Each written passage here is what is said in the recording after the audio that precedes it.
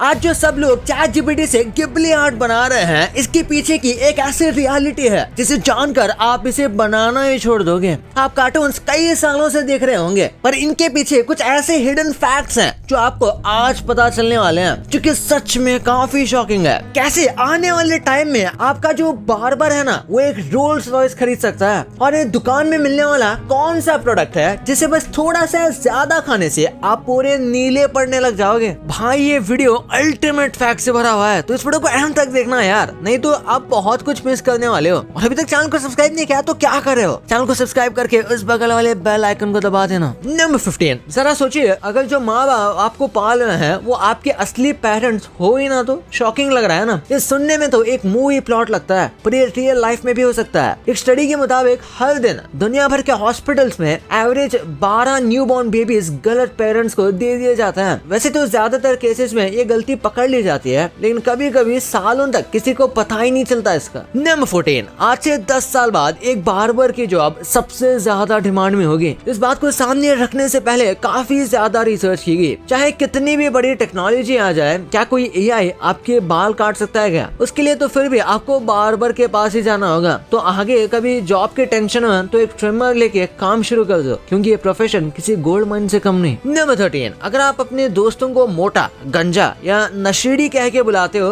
तो शुक्र मनाओ कि आप इंडिया में हो, वरना यूके में तो इतने में आपको जेल जाना पड़ जाएगा। दरअसल यूके ऑफिशियल्स ने कुछ दिनों पहले अपने सिटीजन्स के लिए ऑफेंसिव वर्ड्स की लिस्ट निकाली है, जिन्हें पब्लिकली किसी पे इस्तेमाल करने से आपको जेल हो सकती है। और इन ऑफेंसिव वर्ड्स की लिस्ट में सबसे ऊपर है अल्कोहलिक और फैट। नंबर 12, अगर आपको लगता है कि सिर्फ स्मर्फ्स और अवतार के कैरेक्टर से ब्लू हो सकता है, तो जरा सोचिए दोबारा। अगर आपने हद से ज्यादा ब्लू M&Ms खा लिए तो आपकी स्किन टेम्परेरी ब्राइट ब्लू हो सकती है। इसके पीछे की वजह है M&Ms में पाए जाने वाले फूड डाई, जिसे ज्यादा कंज्यूम करने पर बॉडी वो अब्सॉर्ब नहीं कर पाती और स्किन पर इसका इफेक्ट दिखने लगता है। हालांकि बाद में ये कलर अपने आप गायब भी हो जाता है। नंबर 11, क्या कभी आपने नोटिस किया है कि मेल बिल्लियों की टेल्स ज्यादा लंबी होती है? मेल कैट्स की average tail length female cat से थोड़ी ज्यादा होती है। ये डिफरेंस जेनेटिक और बायोलॉजिकल फैक्टर्स की वजह से होता है। वैसे टेल्स का काम सिर्फ बॉडी बैलेंस रखना नहीं, बल्कि कम्युनिकेशन और बॉडी लैंग्वेज का भी एक इम्पोर्टेंट पार्ट है। बिल्लियां अपनी टेल से अपने मूड का सिग्नल देती हैं, जैसे अगर टेल हिल रही हो तो या तो वो एक्साइटेड है या फिर गुस्सा। नंबर 10, अगर आपने नोटिस किया हो तो आपको पता लगेगा कि जो मैचेस इंडिया के बाहर किसी भी देश में खेले जाते हैं, उसके पिक्चर्स हमें जितने क्लियर दिखने को मिलते हैं, उतने क्लियर पिक्चर्स यहाँ के मैचेस में नहीं होते। बहुत से लोग सोच रहे होंगे कि ये डिफरेंस कैमरे में यूज किए जाने वाले लेंसेज की वजह से होता है, लेकिन एक्चुअली में ऐसा है नहीं। ये डिफरेंसेस कैमरा क्वालिटी की वजह से नहीं है, बल्कि एयर क्वालिटी की वजह से है। अब इसी पिक्चर को देखिए, एक पिक्चर ऑस्ट्रेलिया के एडिलेड की है, जहाँ का AQI है 9,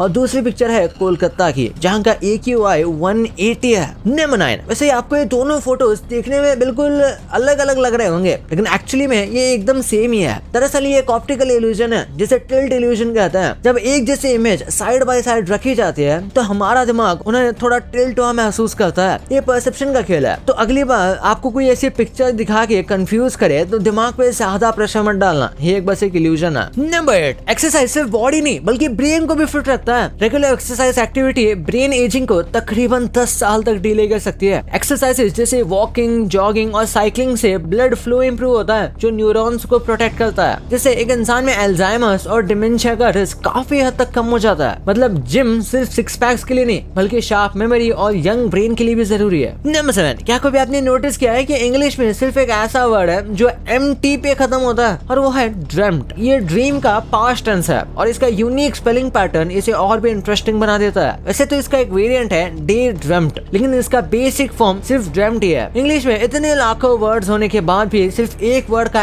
ऐसा होना काफी सरप्राइजिंग है ना। नंबर 6, आपको शायद लगे कि आपके पिंकी फिंगर यानी सबसे छोटी उंगली किसी काम की नहीं होती, पर असल में ये आपके हाथ की स्ट्रेंथ का लगभग 50 गुना कंट्रीब्यूट करती है। जब आप किसी चीज को जोर से पकड़ते हैं तो आपकी पिंकी फिंगर और रिंग फिंगर मिलकर ग्रिप को स्टेबल और स्ट्रॉन्ग बनाती है, और अगर पिंकी फिंगर ना हो तो आपका हाथ उतना मजबूत नहीं रहेगा और चीजें उठाना या पकड़ना मुश्किल हो सकता है। ये छोटी सी उंगली भले ही छोटी दिखती हो, पर उसका रोल बड़ा होता है। नंबर 5, आपने हर गाड़ी में लेफ्ट और राइट इंडिकेटर्स देखे होंगे। जरा सोचिए अगर किसी कार को यू टर्न लेना हो तो उसे कितनी परेशानी होती होगी। चाइना ने इस प्रॉब्लम का सोल्यूशन पूरी दुनिया को दे दिया। वहाँ के कुछ कार्स में लेफ्ट और राइट इंडिकेटर के अलावा अब एक यू टर्न इंडिकेटर भी आना शुरू हो गया है। रोड सेफ्टी के हिसाब से ये फीचर काफी ज्यादा यूजफुल है। अब देखते हैं कि ये टेक्नोलॉजी बाकी के कंट्रीज में कब तक पहुंचती है। नंबर 4, आपको क्या लगता है दुनिया का सबसे रिस्की प्रोफेशन कौन सा है? इससे पहले कि आप कुछ बोले, आप इस आदमी को देखिए। ये आदमी प्रोफेशन से ट्रेन कपलर है,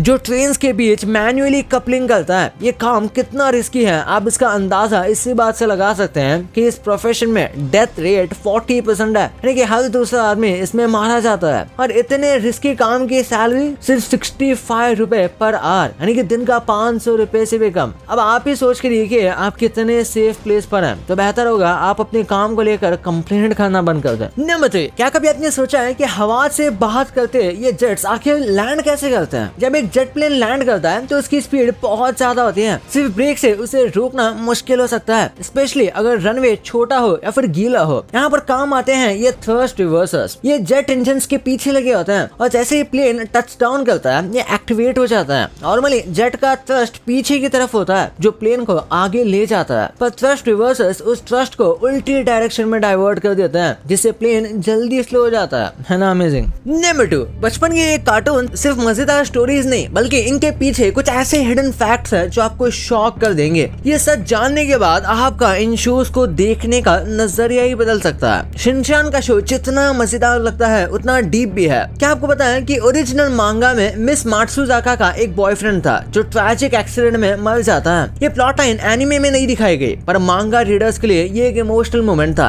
ऐसे ही परमन के मांगा में एक शॉकिंग रेवलेशन होता है जो एनिमे में कभी दिखाया ही नहीं गया। पाको एक्चुअली एक एलियन नहीं बल्कि एक इंसान होती है जो एक सीक्रेट मिशन भी होती है। इस ट्विस्ट ने मांगा रीडर्स को सरप्राइज कर दिया था, पर एनिमे ऑडियंस को पता ही नहीं। और वैसे तो हागेमारू की फैमिली की कंजूसी फेमस है, पर मांगा में ये और भी एक्सट्रीम लेवल तक दिखाई गई थी। एक वर्जन में हागेमारू के पेरेंट्स पैसे बचाने के लिए टूथपेस्ट को पानी में मिलाकर यूज करते थे। ये सीन्स इतने ओवर द टॉप थे कि एनिमे में सॉफ्ट वर्जन दिखाया गया। और वैसे ही लकी मैन का एक ट्विस्ट है जो मांगा रीडर्स को ही पता है। एक्चुअली इसकी सिर्फ लक तब काम करती है जब वो किसी और के सामने होता है, मतलब अगर वो अकेला होता है तो वो एक नॉर्मल आदमी जैसा वीक ही हो जाता है। नंबर 1, स्टूडियो गिबली की फिल्म्स का एक अलग ही लेवल का चार्म होता है। कोजी वाइब्स, ब्यूटीफुल एनिमेशन और एक ड्रीमी दुनिया जो हर किसी को अट्रैक्ट करती है। पर जो ट्रेंड आजकल सोशल मीडिया पे चला है वो शायद उतना इनोसेंट नहीं जितना दिखाई देता है। स्टूडियो गिबली के को फाउंडर हायायू मियाजाकी खुद इस ट्रेंड को पसंद नहीं करते। उनका कहना है कि उनकी फिल्म सिर्फ क्यूट विजुअल्स के लिए नहीं बल्कि डीपर इमोशंस और रियल लाइफ स्ट्रगल्स को डिपिक्ट करती है। उनका मानना है कि लोग सिर्फ विजुअल से अट्रैक्ट हो रहे हैं पर असली कहानी और इमोशंस को इग्नोर कर रहे हैं। एनिमेशन सिर्फ एस्केपिज्म नहीं होना चाहिए बल्कि एक रिफ्लेक्शन होनी चाहिए सोसाइटी का।